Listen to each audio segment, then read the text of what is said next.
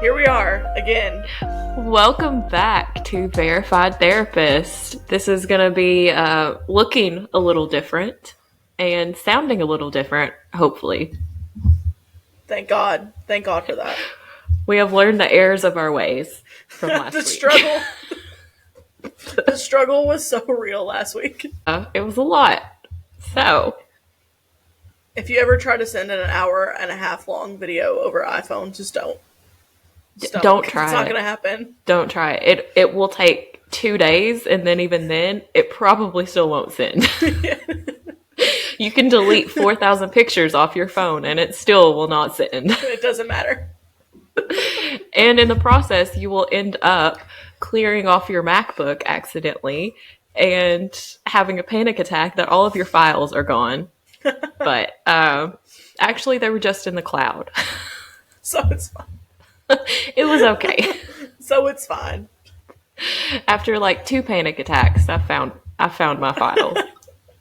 We've only had a combined 5 panic attacks this week. I guess we'll start off with the highs and lows. We have breaking news before that. Breaking news. Dun, dun, dun, dun. We need like music that like introduces it. Can we play? We can't play Ready for It, but in our minds, copyright. We're gonna duh, duh, duh. Since she removed all of her music off TikTok. Everybody play that in your head. Just play it in your head. Yes. So as we were getting ready to start, literally as it happened, I got on my Facebook app and I saw that Taylor Swift has changed her picture to black and white, as well as her Instagram, which means Reputation is on the way. I don't know. I've heard some people say that they think it's coming out during the Super Bowl. I don't think it's coming out during the Super Bowl. Because I feel like that she feels like that would take away from Travis, so I don't think she's going to do that. I think it's more likely to maybe come out during the Grammys tonight. Yeah, but do you think it's just going to be an announcement, or do you think she's actually going to, like, drop it tonight? I don't think she's going to drop it. I would die if she did, but I don't think that she's going to. I don't know. There will be no explanation, just Reputation. She might. She could surprise me and be like, boom, here's the whole album. And the vault tracks are going to be killer. I already know. So, can't wait. Is she going to roast Kanye West even more than what she did? I don't know how. I don't know how you could, but I feel like yes. I feel like she was so angry during that time. I feel like that was some of her greatest work. Mm-hmm. And it did not get any recognition. No, it's my favorite album of hers. Do you remember on her documentary when they called her to tell her that Reputation, was it a Grammy that it didn't get nominated for, and she was so upset, and I was like, do not be upset because we all recognize how good that is. Yeah. She kept saying, well, I'm going to make a better one, like a better record. And her mom was like, Reputation is a great record. Yeah. And it is. Superior. Mm-hmm. Mm-hmm. I love it. Villain era, 100%. Yeah. I don't know about you, but during that era, at the Eras tour, that was the loudest I screamed. I think that was when I lost my voice. Yeah. It's such a vibe. And the Eras tour is anyways, but then like, there's something about going into the Reputation era that it's just chef's kiss. Yes. And then watching it in the movie theaters too, with the snake wrapped around the stage. Perfection. Yeah. We can't wait.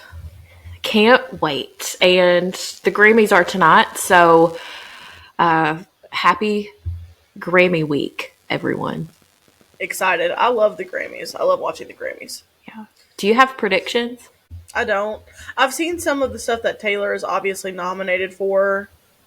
I love Taylor. I hope she wins them all, but I don't know that she will.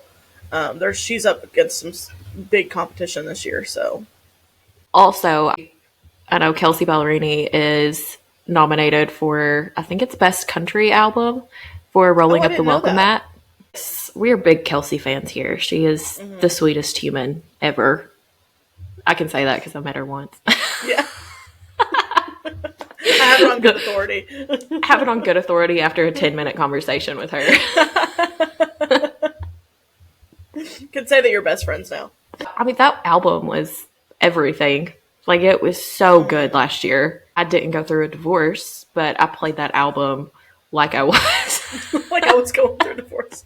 Josh was probably getting a little concerned. He was like, what's Josh happening? was like, went to her concert in Indianapolis last year, and I was scream singing all of those songs and everything. And I turned to him at one point before she started singing any of the Rolling Up the Welcome Mat songs. I was like, hey, I love you so much, but I'm going to scream sing these divorce songs. Don't take it personally. Don't think it's because I actually feel this way. So Josh is so chill. He's probably like, whatever, do that was the second time he's gone to a Kelsey Ballerini concert with me. I love that. Supportive king. Yeah, he is. He is always the one that's like recording when she walks by, because I always get somewhere where she walks by in front of us. And she did the same thing, but where he's so tall. He's like 6'3". So he was holding up my phone. She did this little pose for him. She like stood up on the grate and like did this little pose for the camera. It was so cute. I love her. I love her and Chase too. Well, moving on to the weekly highs and lows. Do you want to go first? I just had a big fat low this week. It's been a not great week on this end. And I'm not going to say why, but just know that our job is hard sometimes. Very hard. And you're an amazing counselor. And honestly, I have a lot of opinions, but you know my opinions. So. Yeah. Thanks. Yeah, it was just a hard week. It's funny because my intention last week was to stay present. I wanted to not be present this week. Yeah. I wanted to be the opposite of present. But I guess the high is that we made it. I made it through. I'm going to take some time off soon. Just because that's needed. So, and that's good that you can see that, because sometimes, especially as counselors, we don't fully see when we need to take time off until something big happens, and then we're like, okay, yeah, you know what, I'm gonna take some time. Yeah, the universe is gonna step in and be like, you're gonna take some time off. And I've needed to up until like this happened anyways. So then like this all happened, and I was just like, I just need like a week of not being a therapist. We'll see. My supervisor is all my supervisors really are really good about being supportive and self-care and taking time off and stuff. So that's good to have that support. You need it, especially in the environment that you work in too. It can be very draining, and you need to focus on you sometimes, which is really hard to do in this profession. We'll see. What have your highs and lows been this week? Well, what was your high? Is that your high? Oh, taking time off? My high is that's my high. Yeah, is I'm going to plan to take some time off. My high for the week is the third Crescent City book came out by Sarah J. Maas. Never read it. I've been waiting. It's so good. I've been reading the Throne of Glass series. I started with the ACOTAR series, which is A Court of Thorns and Roses. I read that. Crescent City came out during that time, so I read the first two Crescent City books. And I've been waiting, because the end of the second Crescent City books, if people have read the books, know that it's a huge cliffhanger. And I've been waiting like 2 years for this book to come out. Yeah. 2 years is a long time. Yeah, but these books are like 800, 900 pages. Oh, gosh, yeah. Yeah, so I'm sure it takes her a long time to write these books. 1,000 pages. Yeah. I've been reading that. I started it Friday, but I'll also get kind of defeated in a way, because when you look at, because Kindle gives you like how many hours you have left reading, and right now mine is at 17 hours left reading this book. I probably haven't done this week. Yeah, probably. But it's just it's gonna take a lot of time and focus to do that. So, but that's the high for the week. I love when a book that I've been waiting for a long time gets released. It's like Christmas. And it is. Then my low for the week is I've had a crick in my neck since Wednesday, and it has not gotten any better. Like, I can move pretty well, but it hurts so bad. And when I go to lay down at night, if I don't have a heating pad or an ice pack on my neck, I won't be able to sleep. And I hate taking medicine, so that's like a last resort. Yeah. It's getting closer to 30. Yeah. That is, like, you sleep a little bit wrong, like, one night, and it's over for the next 3 weeks. I think it was Wednesday. I was so deep into the editing rabbit hole that I was like hunched over my desk. And I think that was part of it, which is what we're going to avoid this week. Thank God. We're new last week. We were very green last week, and yeah. We've learned a lot of lessons. So many lessons. Well, what I learned is that our accents, like our Kentucky accents, are like loud and proud. And I'm here for it. They are. They're very loud and proud, which I'm from Eastern Kentucky. So I feel like my accent maybe is a little bit stronger than yours. But if you had heard me 10 years ago when I was still living in Eastern Kentucky, I've adapted to where we live now accent, which is almost, I don't want to say non-existent, but it's more country Midwestern esque than it is like hillbilly, which is what Eastern Kentucky is. And that is not hating on any, that is not hating on Eastern Kentucky. We have a very thick hillbilly accent there. We are hillbilly inclusive here. Yes. I love where I'm from. It's very beautiful. So proud Eastern Kentucky girl right here. I feel like that we have to talk about Nick Viall's podcast. We have to. With Tom. Tom Sandoval from Vanderpump Rules.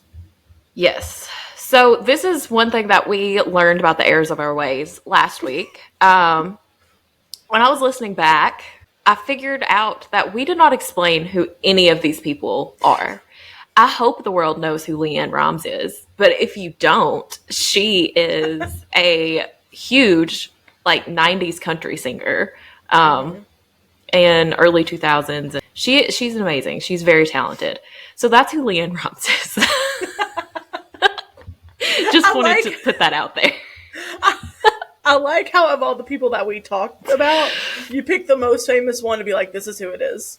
Yes, because apparently Josh didn't know who Leanne Rhymes was. Oh, did he not? No. Where was he in the 90s, in the early 2000s? Not listening to music, apparently. Yeah, and she's also, from what Taylor Swift has said, like, she's a huge inspiration for Taylor Swift. Because she saw Leanne Rhymes starting at 13, and she said, hey, I can do this too. I didn't know that.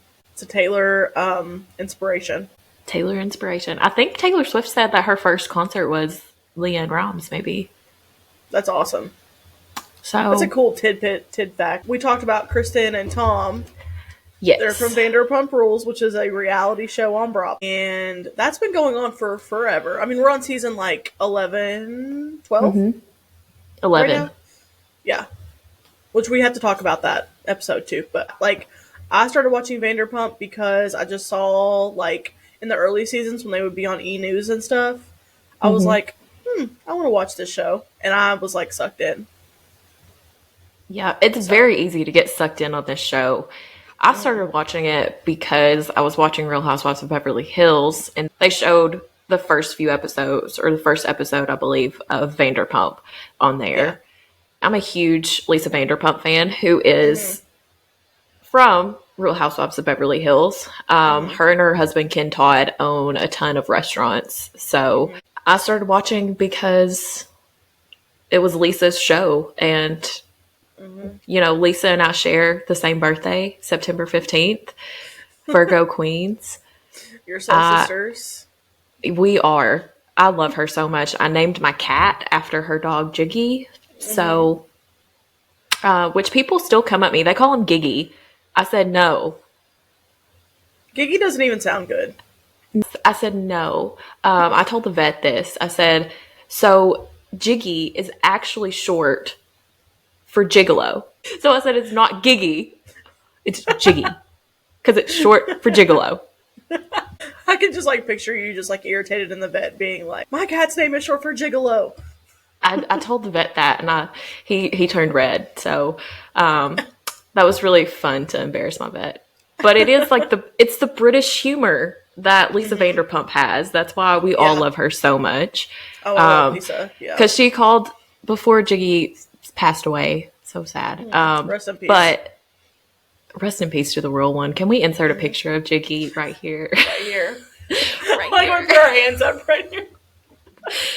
He was the face of like alopecia for a long time because he had alopecia. But anyways, Lisa called him the little sex monster. That's what we call Jiggy sometimes, is the little sex monster. It just helps like the passed away Jiggy live on. This Jiggy has a lot of energy, whereas the other Jiggy I feel like was just constantly carried around by Ken. He was. This is a random like memory that comes to mind every time I think of Ken. Do you remember that episode of Vanderpump when James gets drunk and Lisa's mad and Ken shows up and he's like, Ken, Lisa's gonna be mad at me. Stop. You're gonna make him mad. Do you remember that? I do. So James Kennedy, to go into this, he is another cast member of Vanderpump Rules. He actually dated Kristen Doty, who we talked about last week. He worked at the restaurant. He was a little busboy. He's British. His mom was friends with Lisa, so that's how he got hired on at Sir. Sir is the restaurant that everybody at Vanderpump worked at. And James Kennedy is reality TV gold. He is. You don't get any better than that. You know, as much as I love to hate on Sheena, she's reality TV gold too. She is, yeah. The biggest ones, I think, James, Lala, and Sheena, reality TV gold. Yeah. Lisa hit the jackpot with them. Yeah, she did. And I think that they knew it, and that's why they didn't get rid of, like, because, you know, they had that one season that they tried to bring all these new people on. Like, none of them are there anymore. But Lala, when she came on new, they kept her because they knew. For anybody who needs a recap on what happened last season, who doesn't watch the show, Tom and Ariana started dating season 2? 3. 3, yeah. And they were together up until last season. So they were together for 9 years. I don't know the math on that because it doesn't sound right, but they were together for 9 years. And I'll never forget it. I was laying in my bed when I watched the TMZ story break that Tom was having an affair with another girl on the show who had just gotten out of an engagement with James and was good friends with Ariana, which was his girlfriend of 9 years. They had wrapped filming at that point, but they picked cameras back up for that situation and went back and filmed. And it was just a horrific betrayal all around. It was termed Scandival because Tom Sandoval's last name, so now it was Scandival. And it just became this massive, huge thing that I want to say divided the show, but the only people on Tom's side was the other Tom, his best friend. It was pretty much Tom and Tom against everybody else.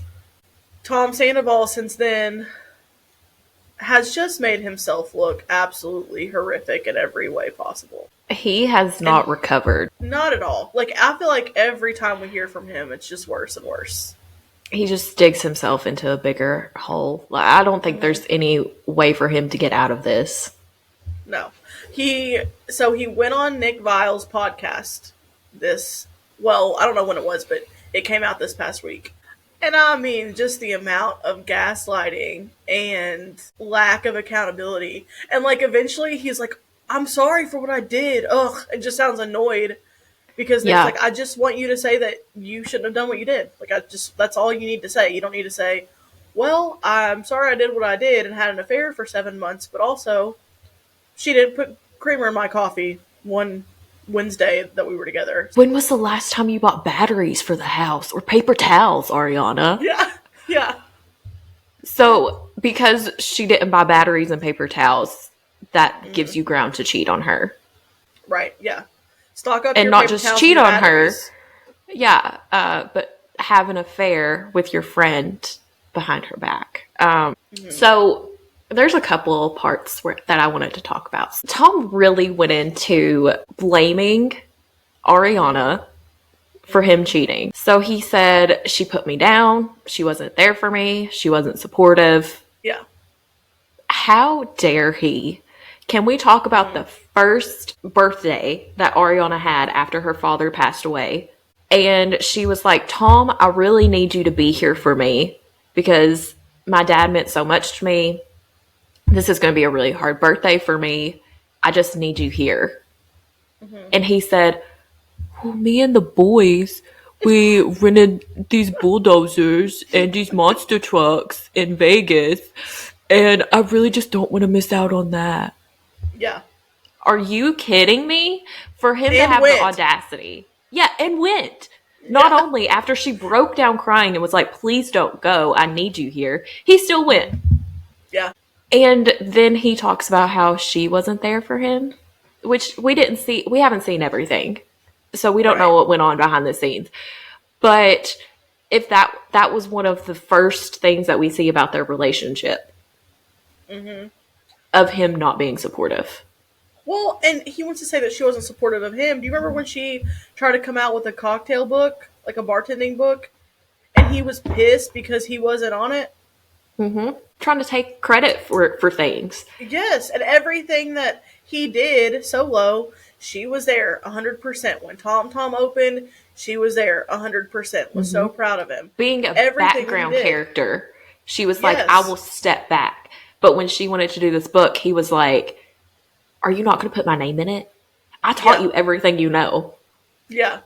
So that's why when people say her little comment to him at the restaurant was her being mean, absolutely not. Because she did call him a little fucking bitch. I think that was warranted. Warranted. Who in this podcast disagrees? Nobody. Exactly. Nobody will disagree. It was a whole conversation that they were having. For those of you who don't know, they were having a conversation about the cocktail book, and Tom was trying to take credit for things, and she was like, can you not just step back and let me have my moment, you little fucking bitch? And then he got mad. He was upset. He got mad because he was already bitching and complaining about it. So that's why she said that. So because of all this, he comes back around and he's like, well, I had an affair because of and he never even like comes out and says, oh, because of these things. But what he'll do is he'll say, yeah, I had the affair, but this was happening and this was happening and this was happening to like justify it. And he also, on the podcast, he said that Rachel came out in the whole, whipped cream, varsity blues. So he was literally painting Rachel as this like temptress. Yeah. Seductive 20-year-old girl just came into my life and I couldn't resist her. Yeah. Get a grip. Seriously? That's what I gotta say to that. Yeah. I have been taking a CEU on narcissist and gaslighting. So I went back to my notes that I have from the CEU. Yeah. And we're not going to diagnose Tom Sandoval because we don't know him and he's not our client. Yeah. But from the things that we've seen, and which is what we're going to go off of, the evidence that we have. So Stephanie Sarkis is who does the CEU for those counselors out there that want to do this. It's on Pezzy. And she has a ton of books on gaslighting and narcissist behaviors and everything. It's called DARBO. So it's an acronym that most gaslighters and narcissists do. It's deny responsibility, accuse or attack you, and then reverse the roles of victim and offender. Which is textbook what Tom Sandoval did as soon as he walked on Nick Viall's podcast. In just the hour and a half, we saw all of that happen. Like, okay, yes. Let's just talk about the fact that he was late, right? Mm-hmm. He's late to this podcast. Everybody else is there and waiting for him. Nick calls him, and here goes Tom Sandoval. Oh, dude, shit, I didn't know, blah, blah, blah. So then he shows up, and when Nick says, why were you late? Tom's response is, you were late to my podcast. Mm-hmm. And he wasn't. They came with receipts and showed that he was not. But even then, he was not like, oh, yeah, you're right. Like, Natalie had time-stamped text message, and Tom still held to that.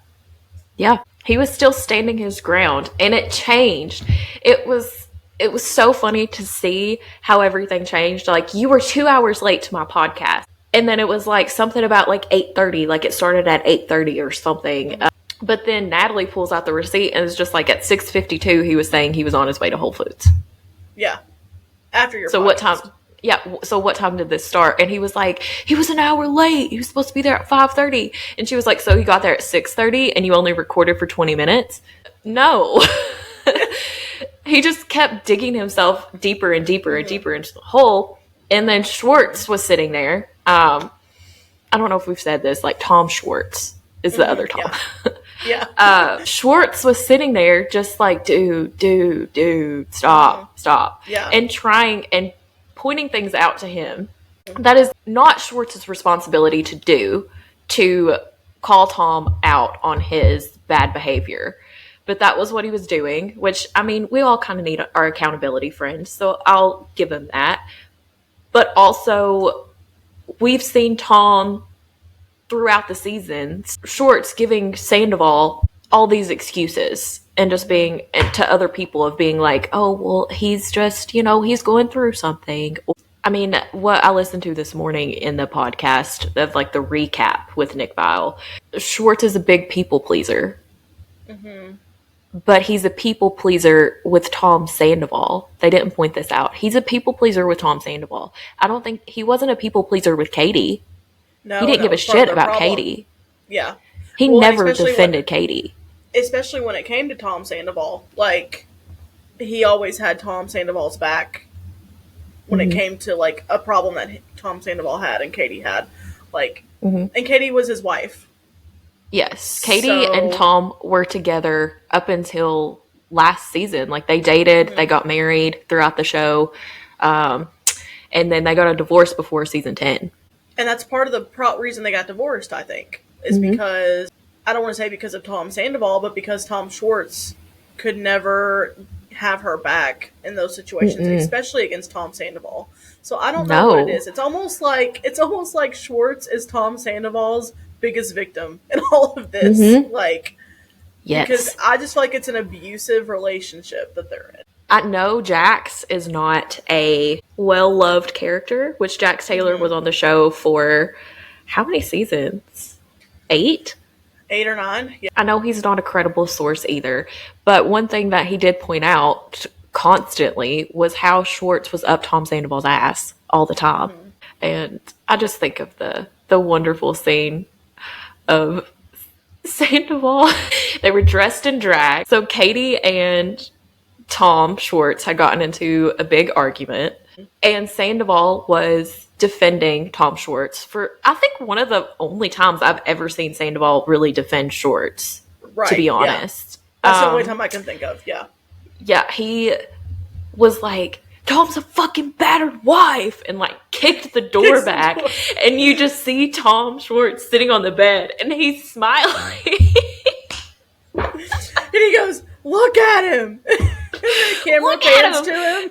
And he's just sitting there smiling. It's really, it's funny.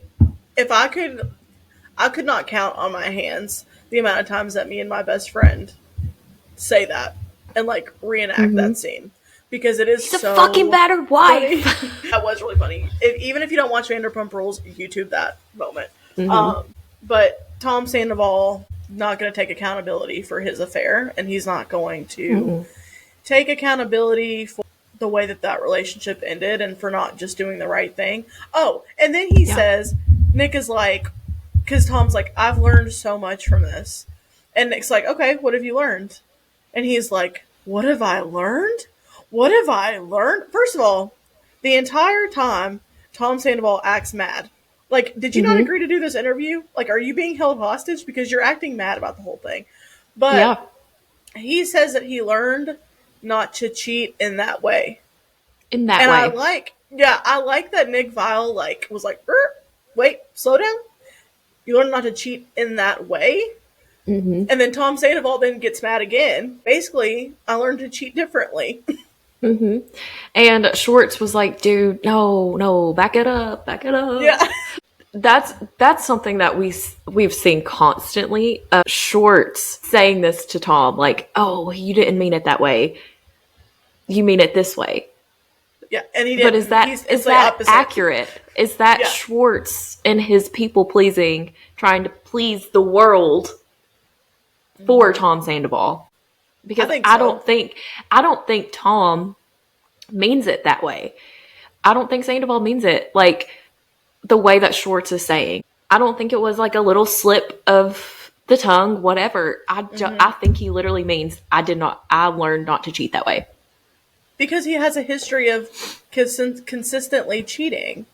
Even Mm-hmm. on Ariana, he cheated on her, what he said, 3 times? So, like, Mm-hmm. this isn't new behavior. This isn't like, I did it once and I learned not to do it again. This is like, well, I learned to do it a little bit differently next time. Maybe I won't get caught. Mm-hmm. And now he's got a girlfriend. I saw that news break this week. He I has a did too. girlfriend. I And saw I'm that. like, girl. Run the other direction. It would be different if he had taken accountability for things, but he just still is putting the blame on Ariana. If he would just say, I fucked up, I'm sorry, I don't even know at this point if anyone would believe him because he's been in this deny roller coaster for so long.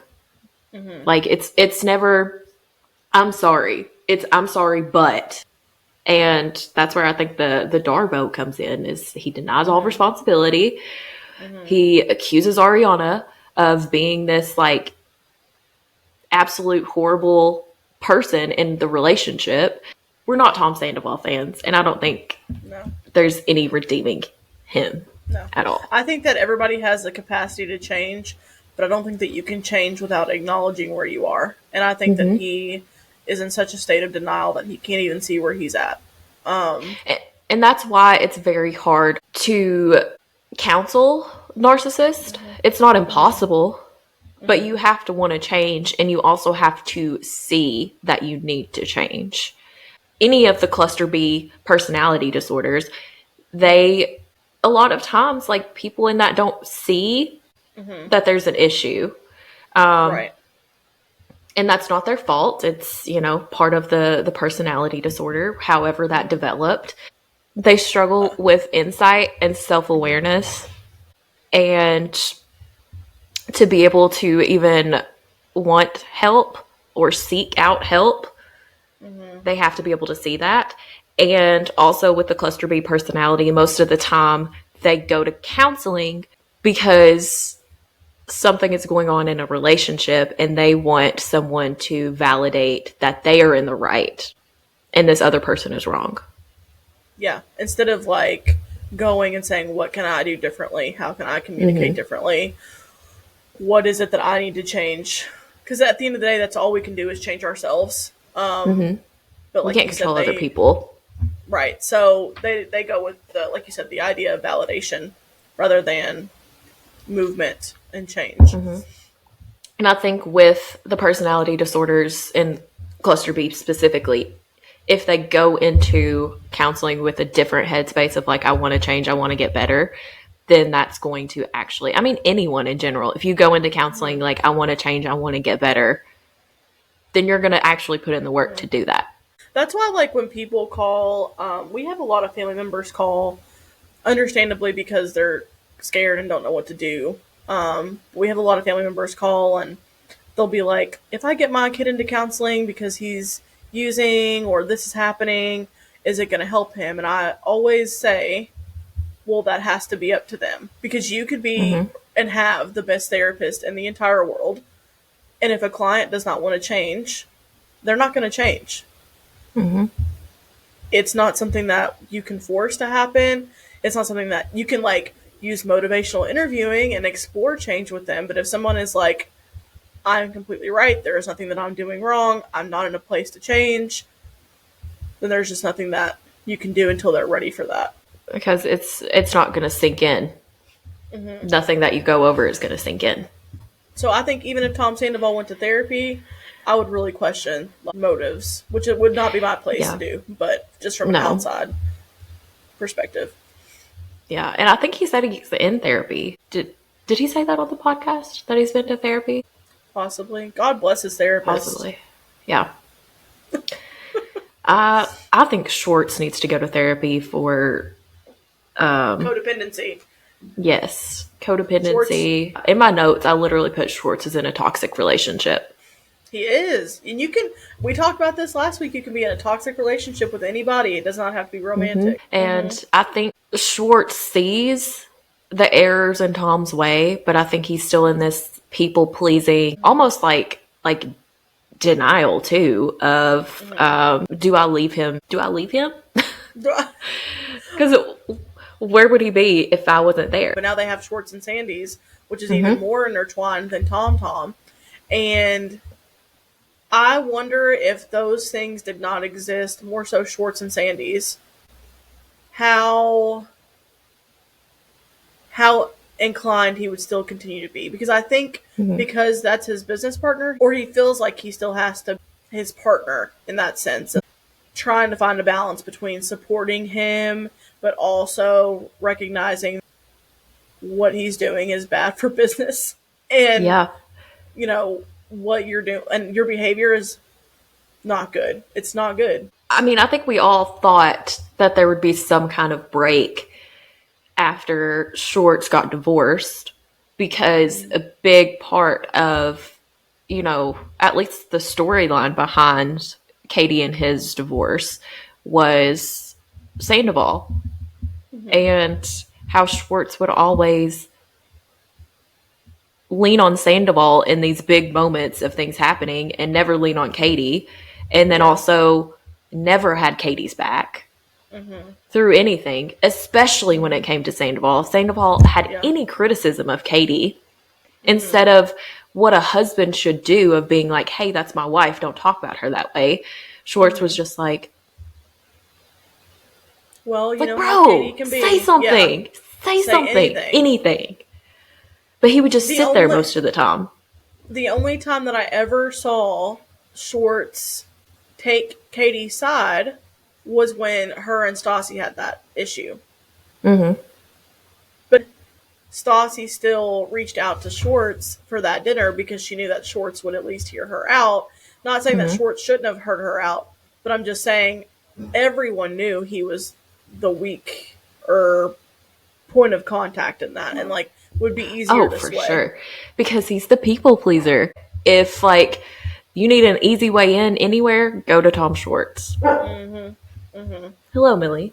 Okay. Do you want to move on to like a quick recap of Vanderpump Rules episode 1, season 11? Let's do it. Our mascot is here. Welcome to Binks. Say hello, Binks. Say hello, Binks. And we're back. Coffee break over. Binks is in here, so I hope he doesn't do what he did last week and knock everything over. I was going to say I hope he does, but I hope he doesn't do that. Knock everything over. I hope he does jump up there, though. He probably will here in a second. Shows his booty to everybody.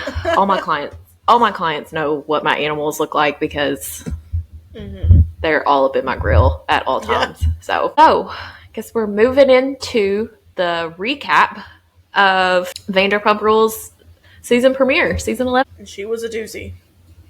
She was. Let's talk about the Sheena of it all. Start off by saying it's the Sheena show, apparently. Yeah. I can't deal with it.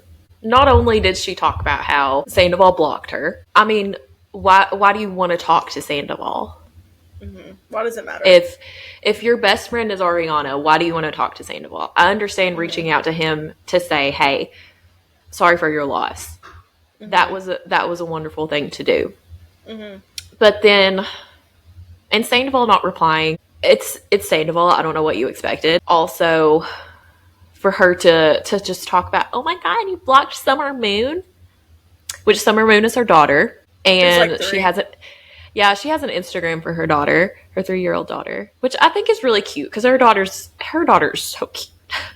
Her daughter's very cute. Also, just like, why does it matter? Like, no, why does it doesn't matter. Like, why are we talking about it for 10 minutes? And then for her to make the comment to Ariana about Ariana's choice for getting in a relationship was really rich coming from Sheena, who got a divorce and then immediately started dating someone else. And was talking about marrying someone else. And immediately going into talking about marrying someone. Mm-hmm. And everyone was like, Sheena, slow down. Sheena, slow down. But she did not. She just kept talking about how he hung up a TV in like 7 seconds. So. Or was it 7 minutes? No, it was 7 seconds. Tom. 7 seconds. Rob I almost said Tom. Too many Toms. She was like, Rob mounted the TV in 7 seconds. And everybody was like, okay, good for him. She was like, I timed him. And then she was like, he doesn't say that he loves me, and I don't need him to because he shows it in his actions. And then it cuts to him on the boat with the boys. Yeah. And they're just like, Sheena's like in love with you and all this stuff. And he's like, I don't know if I see a future with her. And she's like laying out like decorating plans and naming their kids. We also, side note for a second, talk about how Jax almost died in that episode. He was in the water. He was screaming help and no one was helping him. Everyone he was just like 100 yards from shore. Like, he was like, help, help. And no one was coming. And then that lifeguard finally came out there. But yeah, I mean, Rob told him. So for those of you who don't know, there's an episode where they go to visit Sheena's boyfriend, Rob, at his lake house. And it's in Lake Tahoe, right? Lake Tahoe? Yeah, yeah. Which is like higher elevation. So it's hard to breathe up there. They weren't used to it. So he told them not to go running, which Jax was on this big workout kick. So don't go running. Don't go swimming. You're not going to be able to breathe the same way. So Jax, being Jax, tried to run, made it like, he said like a minute and could not breathe. Yeah. So then he said, I'm going to try swimming. Tries to swim out to this buoy, gets about halfway there, and then starts drowning. It's not funny, but like he just didn't listen. And in typical Jax fashion, he did not listen. No. To anything anyone was saying. Like 30 seconds of people just staring at him, and he's like, help, help. And then when he comes back, he doesn't let it go. He just talks about it and talks about it and talks about it. That people were ignoring him, and he almost died, and he had this near-death experience, and people were just making fun of him. He was so dramatic all the time. Jax Taylor is the drama, so. Mm-hmm. Yeah. But shout out to Jax and Brittany. So Brittany is his wife, and we're Kentucky girls on this podcast, and Brittany is from Kentucky. Yeah. They got married in Lexington Castle. Yes, they got married at the Kentucky Castle, which is, I'm going to sidetrack for a second. So tell a cute little story about the Kentucky Castle. So my parents, I'm from Eastern Kentucky, and Lexington is pretty close to where I'm from. And the Kentucky Castle is in Versailles, which we say Versailles here in Kentucky. It's not Versailles. No, Versailles. We're not French. It's Versailles. When I was younger, my parents always had their doctor's appointments there and everything. So we would go to Lexington very often. And where I'm from in Eastern Kentucky, Versailles is very much so out of the way. You have to go past Keeneland and go straight down that road. And it's very much out of the way from the way you need to go back home. Probably adds like 30 minutes onto any trip because of the traffic in Lexington. When I was younger, my dad would always take me by the Kentucky Castle because I absolutely loved it because it was so cute. Aww. And I didn't know until I was older that it was so far out of the way. And my dad always did that for me, which is just a sweet, like, dad thing that he would do. Just to take his daughter out of the way, adding 30 minutes to our drive just so I could see that castle. That's so sweet. And that was a side note, but I love the Kentucky Castle because of that. So when I saw it in Vanderpump, I was so ecstatic. That was probably my memories. That was my favorite like season because they kept talking about it. So anyways, back on track. Jax is something else.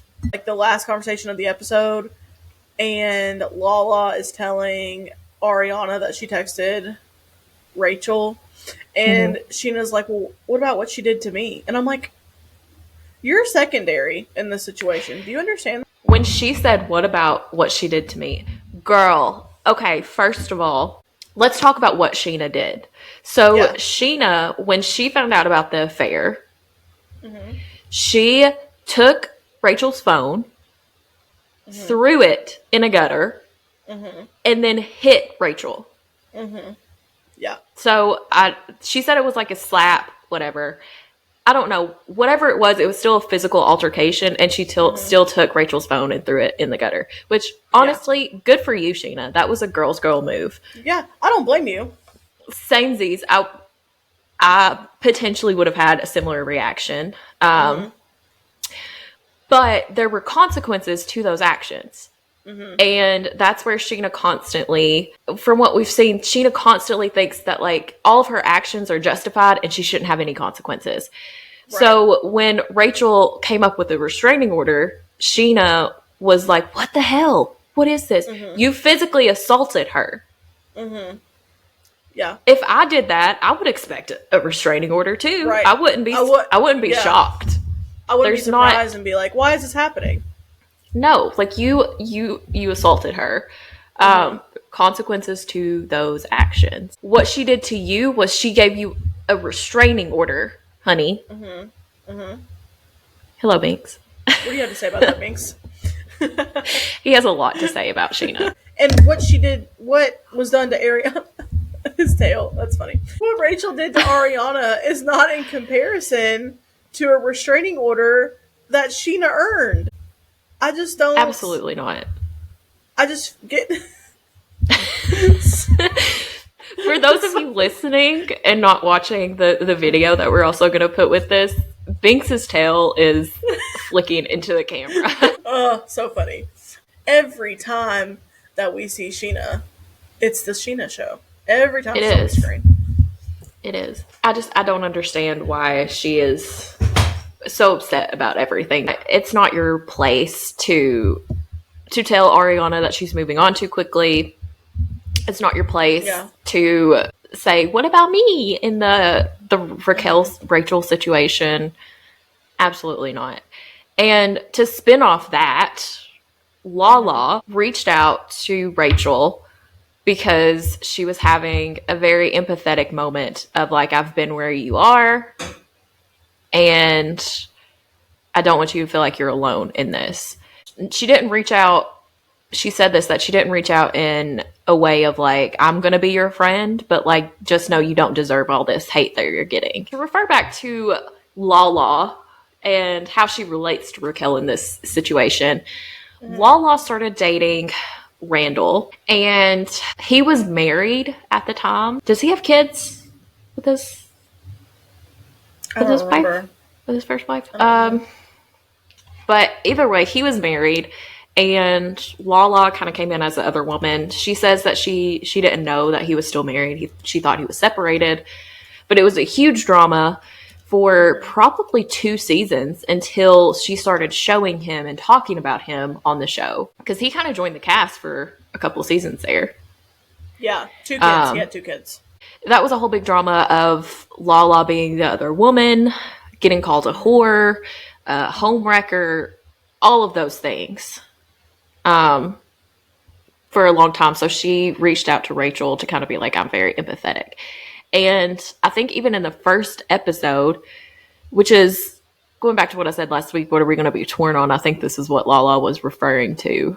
But I think also Lala is very emotional this season, which she talked about it on her podcast when they started filming. I remember listening to it, of her saying that she's showing a lot of emotion and she's being very vulnerable for the first time.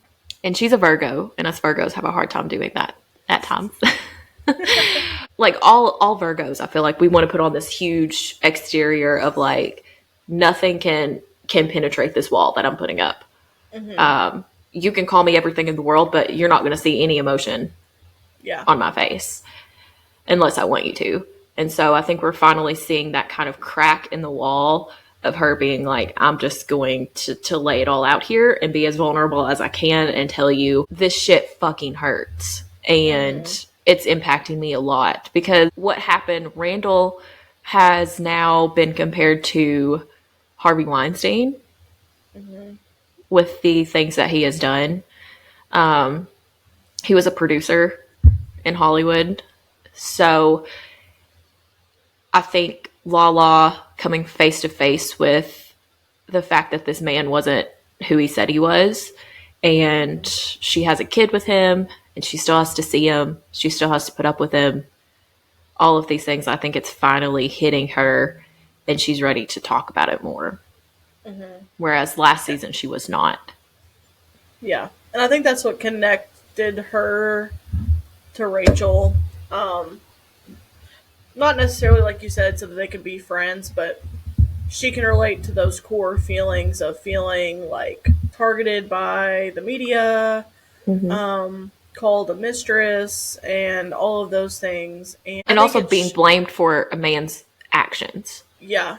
And I think it showed Lala's, like, human side. Like, I think that was an appropriate person to do that. I would never expect or want Ariana to do that. Katie and Rachel were never, I don't think they really had much interaction. So I feel like if anybody was going to do that, it would be Lala. That was coming from a good place. You know, I don't think that it was her trying to betray Ariana. I don't think it was her trying to say, hey, what you did was okay. But I think it was her just saying, like, I recognize the mental health impact that this could have on you. And I get that. I think that was really big of Lala. We haven't really seen, Lisa talks about this too, we haven't really seen Lala's emotional side. Like, we've seen her anger emotional side, but we haven't seen this side of her. Like, she doesn't really cry on the show. We've seen a lot of emotions from other people, but she doesn't really cry. She's very much like the tough girl, like, I'm going to beat your ass, you baby-eyed bitch. I'm sorry I called you a cunt. Okay, bye. Okay, bye. Yeah. But I meant it when I said skate away. Yeah. Which, relatable. I will say Virgo's words, we shoot to kill. Especially when we're mad. But also, I mean, we got, it's not about the pasta from Lala and Rachel's issues. So dynamics, I think it's good to see this emotional side of Lala. I wonder if it's going to keep going in this direction, like where we're going to keep seeing. I know, did you watch the after show? She went on right after the premiere, Watch What Happens Live with Andy Cohen, premiered right after that with Lala on there. And she said that she, from what it sounded like, the producers were the ones that were pushing her reaching out to Rachel. But also, she said after the Bethany Frankel interview, she wishes that she had never reached out at all. Rachel in that interview didn't really take accountability. But I will say, Rachel is a very naive person. And I think for her to go on Bethany Frankel's podcast, who Bethany Frankel is another housewife. She's a very tough, judgmental, manipulative person. And I think in that podcast episode, you could hear the manipulation. So I think Rachel went on there maybe with good intentions, I don't know, and was kind of manipulated. But also in that interview, I think I'm giving her the benefit of the doubt here. But in that interview, she doesn't really take accountability for what she did either. And she doesn't really seem sorry. I just feel like neither one of them have just come out and said, I screwed up. That was not okay, and I hurt somebody else. Like, even on Rachel's podcast now, after she's had all of this enlightenment and all of this therapy and all of this stuff, she could have come out that first episode swinging with, and I'm so sorry that I did this and that I was participating in this. I was manipulated and I was hurting and I was insecure and I was in a bad spot, but that does not take away from my actions in this. Yeah. And that just never let's still to this day, Rachel has a podcast that comes out every week. And we're yet to get that. We're yet to see that. And she is very naive, and I think that she has a lot of growing to do. I just think that part of that growing is starting with, this is what you did. We haven't seen it. And I don't know if she ever will. But also, Lisa Vanderpump came out and said, if you're going to do this podcast, you should have just come back on the show. Right. Because now, I mean, you're not getting paid nearly as much as what Vanderpump would have paid you to do this podcast. And I just don't think she wanted to face anybody. No. Every week she's kind of sitting behind the microphone talking about it, but not really talking about it. Because on the show, I think she would have had to have talked about it. And had other people talk back, versus when you're doing a podcast, you are saying whatever you want to say, and then you're hitting stop recording and send it out, and there is nobody to say, hey, like there's nobody to go back with you and like disagree with you or fact check you. You know, there is none of that. Because she has somebody else on the podcast, but that somebody else wasn't there, has no association to the situation, and that person's just asking her questions. I feel like it's just an interview every week of different things.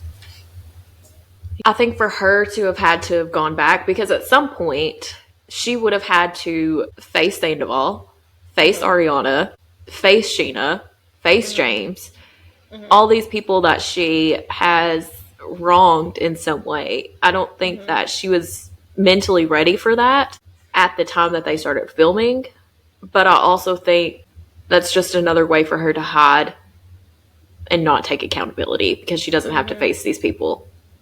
So. I agree with that. Do I think Ariana cares if they come out and apologize at this point? No, not really. But it might provide some closure to the situation, you know? Ariana's doing amazing. She's for Tom to say that, to go back to Nick Viall's podcast, Tom said that he wishes that she would stop talking about him. She hasn't talked about him. She is on Broadway right now. She was on Dancing with the Stars. Tom, you are not anywhere in her narrative anymore. So you move on, bud. Like, she's not talking about you. Yeah.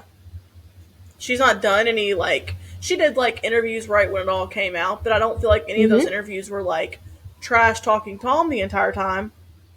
It was people being like, how are you doing? And she's like, well, you know, I'm just spending a lot of time with my friends and my family and all the things that she had going on. And when they would ask her about Tom, it was kind of brief and like, I'll never forgive him and I don't wish him well. And yeah, like she did on Call Her Daddy, which also on Call Her Daddy, she talks about how she had all of this like sexual trauma and insecurities, and also, you know, how sex to her, she needs that kind of like emotional connection. And Tom was already always out partying, was holding things over her head. So she didn't have that emotional connection with him. And for him to come out on that podcast and say, hey, she didn't have sex with me for like a year. Well, bud, what were you doing in that year? Actually, you went on a reunion afterwards and made a disgusting comment about how she had sex with her t-shirt on. And yes, I could have that was just... Even Schwartz was like... Because I think that's the point. I think, honestly, that's the point where Schwartz was like, dude, there is no defending him right in this moment. Like, there is none. No. Like I can't defend you when you say shit like that. Anyways, I hope next week we still see this emotion from Lala. I like seeing her cry. It's not that I'm like an evil person, but as therapists, like, I like seeing people cry and finally face their emotions, because you can only shove things down for so long before it comes out. And for her to sit there and cry and be vulnerable and talk about this stuff that she's really feeling is amazing. And I want to see her keep doing that, because that's how we grow and change, is when we're done pushing down emotions and we're ready to let it all out. That's how we make changes in our life. So we sent out on Instagram a wonderful request on Instagram for you guys, to our wonderful listeners, to send in mental health disorder portrayals on movies, TV shows, books, whatever. And Emily sent us Shameless. That is all. So, I mean, you got mental health stuff all over Shameless. All over Shameless. I have not watched the very last season of Shameless, because, you know what? I haven't either. I love that show so much. It was my comfort show back in 2017, I believe. And I can't bring myself to watch the last season, because it's going to be over for me. We're going to talk about kind of the big players of the mental health. I mean, everyone kind of at some point shows some kind of mental health disorder, but the big ones are Ian, Monica, and Frank. So Ian is he like the middle of everybody? So I think the order is Fiona, Lip, Ian, Debbie, Carl, Liam. Okay. So he's like middle. He's right under middle-ish. Yeah, he's the third kid.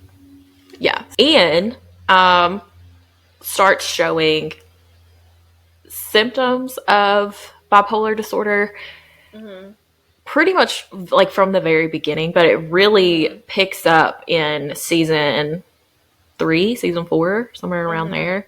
Yeah. When he joins the army, and doesn't he like blow up a van? Yes, and like he does that. Still a helicopter, and goes AWOL. Yeah, goes AWOL from the army. And you know, you see him working in a club, doing drugs, having all this unprotected sex with a lot of different people. He kidnapped a baby. He did, yeah. So all this like risky behavior. Just see, yes. And then also like the paranoia too of, you know, when he kidnapped the baby, he was like, all these people were after him. This goes into like the genetic part of bipolar disorder, because his mom also has bipolar. For a little psychoeducation, there is 2 types of bipolar disorder. So there is bipolar 1 and bipolar 2. Do you want to go into like the differences between the 2? Yeah, so to be kind of really basic about the differences is like bipolar 1, the mania is more intense, and bipolar 2, the depression episodes are more intense. So bipolar 2, you're going to have hypomania episodes where they're not as severe as like a regular manic episode, but the depressive episodes are a lot more intense. Bipolar 2 used to be called manic depression. So so bipolar 1, more intense mania. Bipolar 2, more intense depression. And with bipolar 1, not all the time, but like a good portion of the time, it's very risky behaviors that could potentially lead to hospitalization. And this is also the one where they really prescribe lithium to even out the mood. Also in bipolar 1, you can have like what's called like mixed episodes, where like you might be in a manic episode, but you're having these really depressive thoughts of suicide or self-harm and things like that. So yes, which we see a lot with Monica, his mom. They talk about, I was watching a video last night, just kind of a clip. Ian was talking about how Monica, trigger warning to self-harm here, like cut her wrist over Thanksgiving dinner, would constantly do like a lot of drugs and then leave them on the side of the road. And I mean, even just doing an excessive amount of drugs is self-harming behaviors. Right. So the guy that plays Ian, I saw an interview last night, discussed how he prepared for the role when they started talking about him that, hey, Ian is going to be diagnosed with bipolar disorder, he prepared by reading a bunch of articles from like written by people who have bipolar disorder, watching documentaries. He really dove into the character to give as accurate of a portrayal that he could, which I don't think a lot of actors do that. Sometimes they do, and I think also bipolar disorder has, which there is some violent tendencies on here, but a lot of times bipolar disorder on TV shows and movies is portrayed as something very violent, like these very extreme behaviors that are going to amount to someone getting severely hurt. And I think that is kind of a dangerous message to send, because that's not true. Like, and I think that's a mental health message anyway, that media tends to send, is that like people with mental health diagnoses, especially like the severe like bipolar disorder or schizophrenia or any kind of like psychotic type of disorder, that these people are immediately violent, and that's not true. I have a lot of clients who the last thing they ever want to do is hurt someone else or themselves, and have those diagnoses. And, they kind of have more insight and more recognition, to like, well, we're portrayed like this. Like, does this mean that I'm going to be violent? And like, that can be really scary for people, because they have that fear that they're going to be perceived as violent, or that they will become violent. And it might keep people from going to seek treatment and seek help for these things. If they're like, well, if I get this diagnosis, then people are going to see the diagnosis and not see me as an individual. Right. Yeah. Yeah. Or if I go into my therapy office and I talk about how I have these thoughts of like harming myself, I'm immediately going to get shipped off somewhere and locked in a padded room. And it's a lot more complicated than that, as you know. But, yeah, it can be damaging, I think, to have those messages kind of in the media sometimes. And I think, too, it kind of blinds us to actual symptoms. And so, like, I'm 29 years old, have always been on anxiety medication, depression medication, has never really helped me a ton. Sometimes made it worse. And I wasn't diagnosed until I was 28 with bipolar 2. Because a lot of the symptoms can mimic other things. And because I think there's this like stereotype of like, this is what depression looks like, this is what mania looks like, we kind of miss what it actually can look like. Like, hypomania to me is a lot of anxiety. It's a lot of not sleeping. It's a lot of irritability. It's not necessarily like setting vans on fire and stealing babies and things like that. I do be spending a lot of money. So, like, that's something that I do. So, like, it just looks different for everybody. And I think sometimes, like, these big symptoms kind of at times make us overlook what could be actual symptoms. Thank you for sharing that. I'm sure many people out there listening are going to relate to what you just said. And this podcast is about being vulnerable. So we're going to talk about our own mental health struggles along the way too. But I'm glad you finally have, I know we've talked about for you, getting that diagnosis was kind of like, oh, wow, okay, now I can kind of put a name to what's going on. Absolutely. And getting like properly medicated, because depression medication can make bipolar disorder worse. And in knowing what your proper diagnosis is, then you can get properly medicated. One thing that I think psychiatry differs from, counseling and other mental health, like therapy in general, is different because, when you go into a psychiatrist office, you're in there for a total of 10 to 15 minutes at 15 times. minutes. Yeah.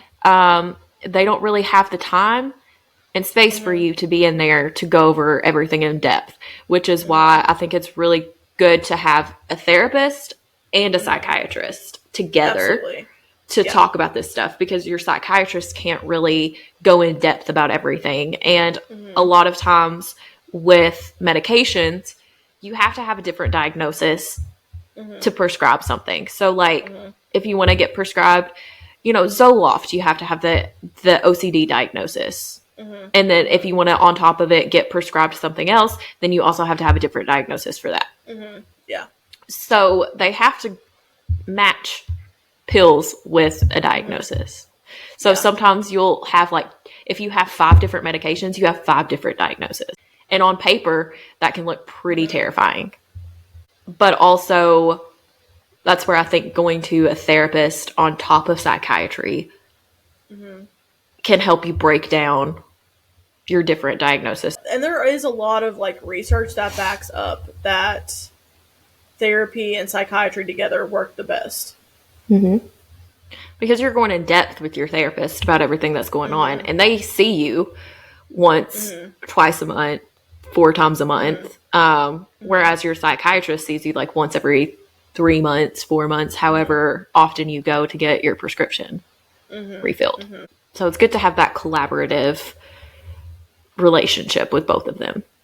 It is, yeah.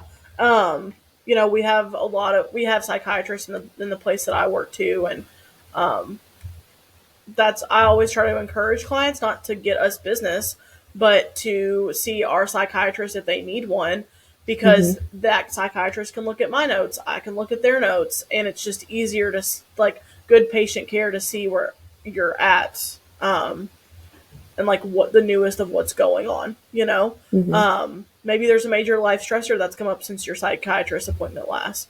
Well, they're only going to know that by reading my note before you come in and kind of already having an idea of what's going on. Or if like medication's not working great, but they can't get into the psychiatrist for another couple weeks, they can look at my notes and see that because it's documented in my notes. Well, let's go into Frank Gallagher. Frank obviously has an alcohol use disorder. We're just going to go ahead and point out what the obvious is on that.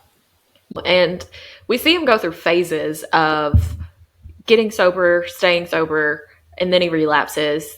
Most of the time he relapses with Monica.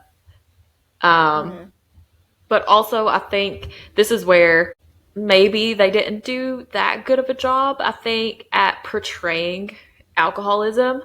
Some of it I think they got right, but also there was like the very stereotypical, he's a homeless man, doesn't shower, dirty, brown paper bag alcohol. Right, yeah. Very stereotypical. And maybe that isn't the best portrayal of alcohol use disorder. Because, I mean, we've seen alcohol use disorder, and that's not always the case. Like, sometimes it's the case, for sure. For a good portion of it, I want to say it's not. It doesn't look like that. Well, and Lip also had an alcohol use disorder, but his, I feel like, was more like accurate to a like what we would call like a functioning addict, at least for a certain amount of time, because he was still like participating in life, you know, and holding certain things up. But then you see him kind of go to AA, get a sponsor, work these 12 steps. Like, you see him really trying and like working a recovery program. So I feel like that was almost more of a healthy portrayal. I feel like Frank's was more for drama, and Lip's was more a part of his character's growth. Does that make sense? Yes, it does. Obviously, without Frank, there wouldn't be a whole show of Shameless, because him and Monica fueled the toxic behaviors of the family, and how Fiona has to step up into that parent role because they don't have any parents. Which we've also seen that with kids too, kind of going into what we talked about last week of kids at young ages having to step up and take the place of their parents to raise the younger siblings.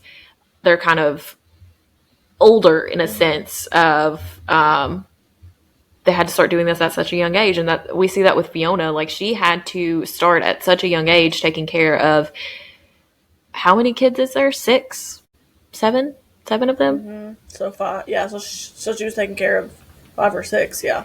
Yeah, because she raised Liam. Like, from the time he was born, I want to say, like, Fiona is his mom. Right, yeah. She's Because his Monica maternal was not figure. there. Yeah. Right.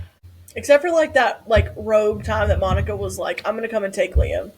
Mm-hmm. And then, again, was in Mania, I think, but... Mm-hmm. And was Frank in denial that Liam was his kid?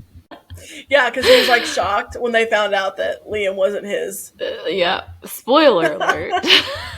Yeah. They are not the same race. So. Oh, Frank.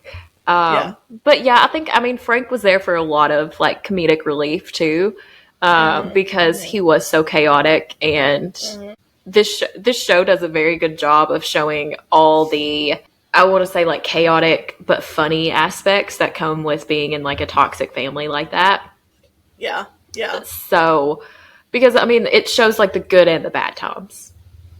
Yeah, which every family has, whether there's toxicity or not. Like, when I was doing group this past week, there's a packet that we're doing in group, and it's called You and Your Parents.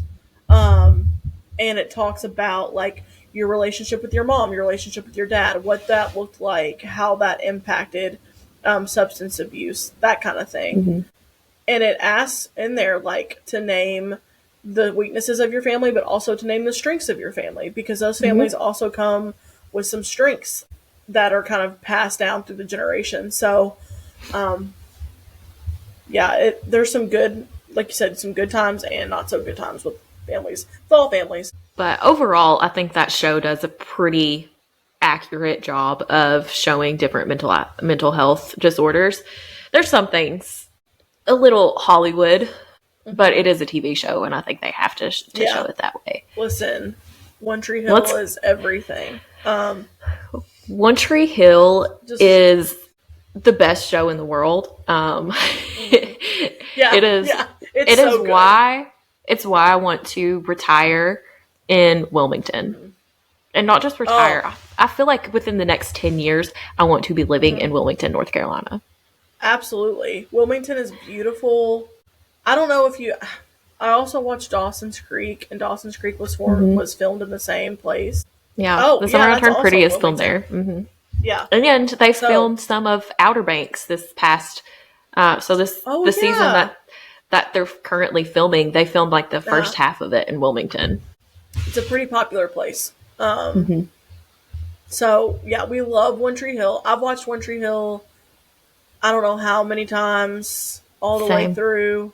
Because I started watching it when I was like in middle school. It would be on when I got home from school.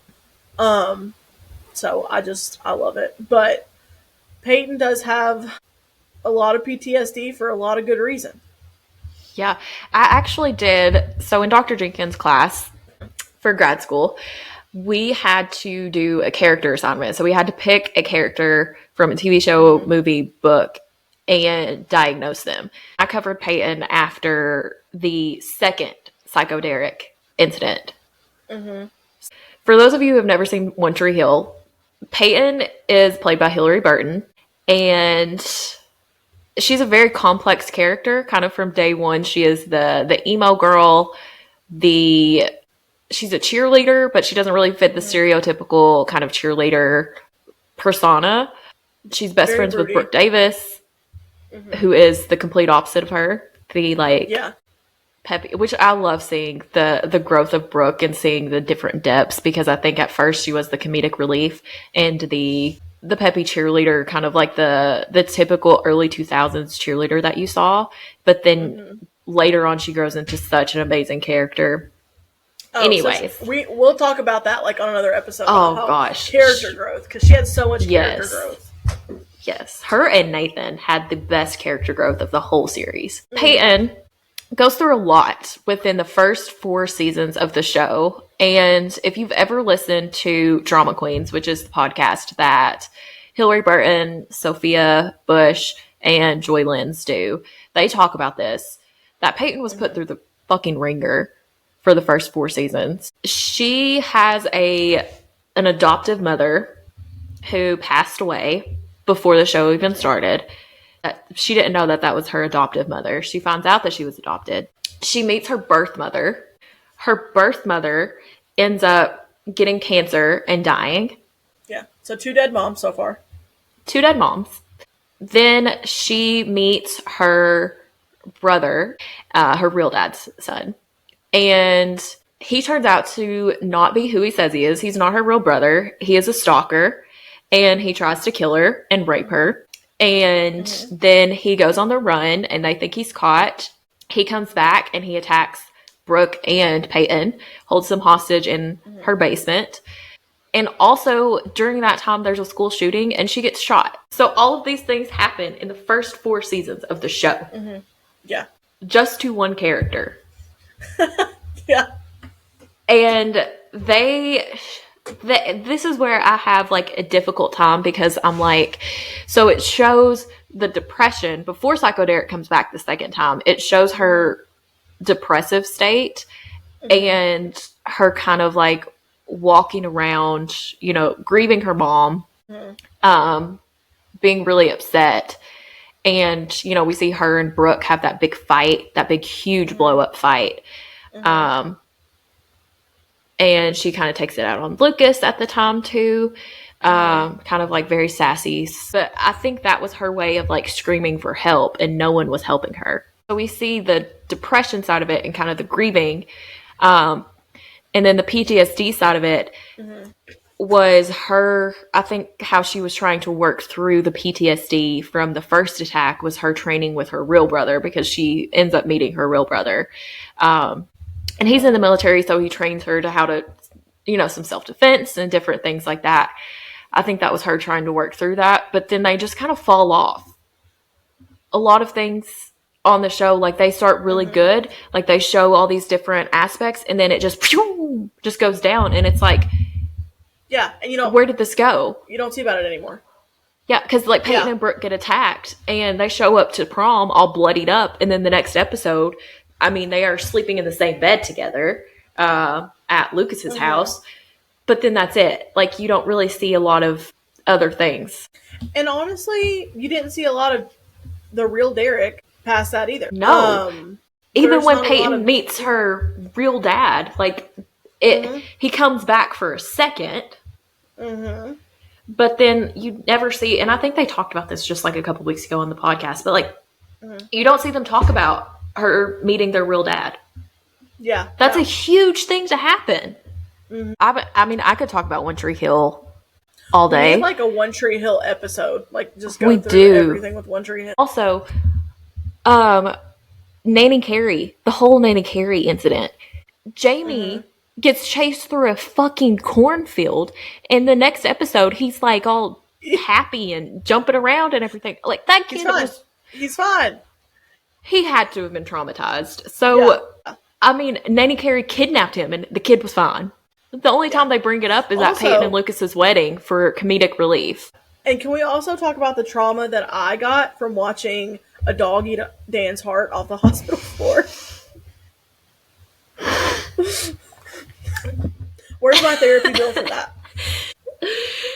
I think One Tree Hill goes from 0 to 100 really quick, and there's like it goes from like this cute little small town like drama series to this like I mean, even with the Psycho Derek stuff, to this like horror film, and then a dog eating a heart off a hospital floor. Clay just like forgetting that he has a child.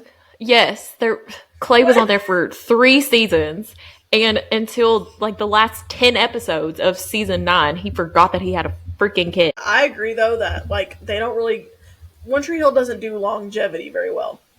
It's like, we're gonna say, oh, that was a scary thing, and then that's it. Like, that's the end of it. Yeah, we're not gonna like actually address the fact that these characters probably need deep-seated EMDR therapy. I mean, there is parts like after Brooke gets attacked, she goes into therapy. Yeah. With the whole marital issues that Haley and Nathan are having, you see them go into therapy. You see Clay go into therapy, and and finally kind of uncover that he has forgotten his kid. Yeah. Yeah. Okay. I feel like that was sloppy. I feel like that was a sloppy grab. Season 9 was something else, let me tell you. Like, all of a sudden, Dan comes out with like a sawed-off shotgun and starts like shooting all. Yeah. What? I know Dan went to prison, but before Dan went to prison, he was a car salesman. Where did he learn to do all saw off a shotgun and then go after, what was it? Like, was it a Russian mob or like an Eastern European mob? Something like that. Yeah, it felt like the mafia. It was. I mean, technically it was whoever kidnapped. But like, why were they? It doesn't make sense. It doesn't make sense why Nathan was kidnapped. And you know why? No. And you know why they did that though in real life? They only signed half of a contract for James Lafferty, so they had to do something that kept his screen time cut down because he only had half of a season contract for season 9. And I bet that was because they didn't want to pay him. I bet it was too. And he was like cheap the asses. main character of the show. So, yeah. Yeah. We can have a whole episode on One Tree Hill, and I definitely want to. Oh, yeah. Because that's going to be so much fun. And also, just listening to the Drama Queens podcast has been so amazing and so insightful. And just honestly listening to Sophia Bush talk is so relaxing and calming. She has the most calming voice. I love her voice. She has been through so much therapy and just brings me so much joy. And I'm so glad that they've been able to come back together to do this podcast after all the shit that they went through with the show. Yeah. And that disgusting human that created it. Yeah. Yeah. Maybe we should cover that next week. Oh, that would be good. Yeah, and power dynamics. So let's do some intentions for the week, and then we'll get ready for the Grammys tonight. Heck yeah, we will. Okay. What's your intention for the week? You go first. My intention for the week is to stop talking so negatively about myself. One thing I noticed this entire week was, especially in this editing process that I'm new at, I was very critical of myself, and like this is not something that I've ever done before, and I frequently called myself an idiot, which is, it's not kind, and I'm new at this. Why am I beating myself up about something that I know nothing about? Like, I'm learning about this right now, so I shouldn't be talking down to myself. So that is my intention for the week, is to cut out the negativity, the negative talk. Positive, helpful dialogue or monologues with ourselves. Monologues, dialogue, positive, helpful words of affirmation. Yes. So, what's your intention for the week? Probably along the same lines. I don't really know what my work week is about to look like, so just being patient with myself and not beating myself up. I did the same thing this week with a lot of things and like felt a lot of things, and so I think just being open to the fact that I'm a human being and I do the best that I can, and that's all I can really do. Just going easy on myself and, like you said, not beat myself up as much. That's the intention for the week for both of us, is going easy on ourselves. That's the overall intention. Yeah. Next week we're gonna check in. Yeah. Next week we're gonna check in and see what happened with the Grammys. We're gonna see if Reputation drops. We're gonna see what happens this week. Yeah, follow our Instagram and we will keep you updated, because if Reputation drops tonight or sometime this week, heck yeah, we're gonna let you know so you can be informed as well. Absolutely. And hope that everybody has a great week. Everybody be nice to yourself this week. Yes, be very kind to yourself, and we will see y'all next week. Okay, love you, bye. Love you, bye.